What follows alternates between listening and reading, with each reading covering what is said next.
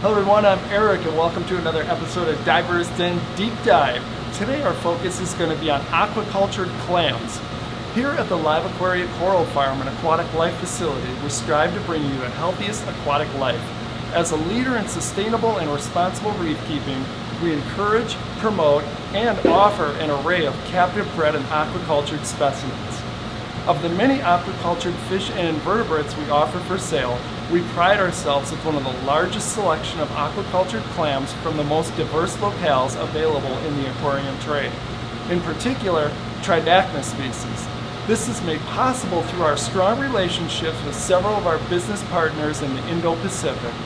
Our aquacultured clams are shipped via short supply chain from various sustainable sources throughout the Marshall Islands, Federated States of Micronesia, Bali, Palau, Australia, and Cocos Island.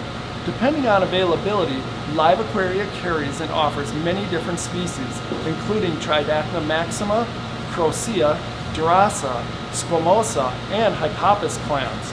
Under proper conditions, Tridacna clams are relatively easy to care for. All clams in this genus possess symbiotic algae which grows in their tissue or mantle called zooxanthellae.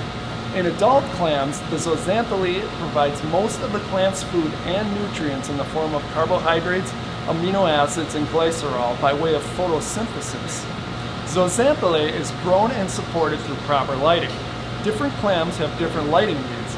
Maxima clams prefer to be on rocks and ledges closer to the light or surface. Others, such as Squamosa or Durasa, prefer to be lower in the sand bed or farther away from the light source. Tridacna crocea clams are also known as boring clams.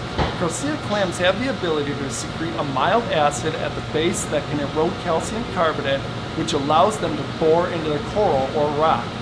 Tridacna clams will also filter feed on phytoplankton and other nutrients in particle form. This is especially true for young clams 3 inches or less in size. Clams draw water in through their inhalant siphon and pass it out through their exhalant siphon. Clams possess special gills that not only work to exchange carbon dioxide and oxygen, but also act as sieves to collect nutrient particles. As previously mentioned, the addition of phytoplankton or green water is highly recommended as a supplement, especially for smaller clams. Highly oxygenated water with moderate flow is also paramount. Another important organ to clams is their byssal organ and foot. They are both separate but work in tandem to help the clam attach to substrate, rock, or coral. The byssal organ excretes thin byssal threads used to anchor itself into place. If a clam is attached to substrate or rock, you will damage and possibly kill the clam if you try to forcefully remove it. If you absolutely need to move an attached clam, move it with the rock it is attached to. Thanks for watching this week's episode of Divers Den Deep Dive Aquacultured Clams. Until next time, feed, siphon, repeat.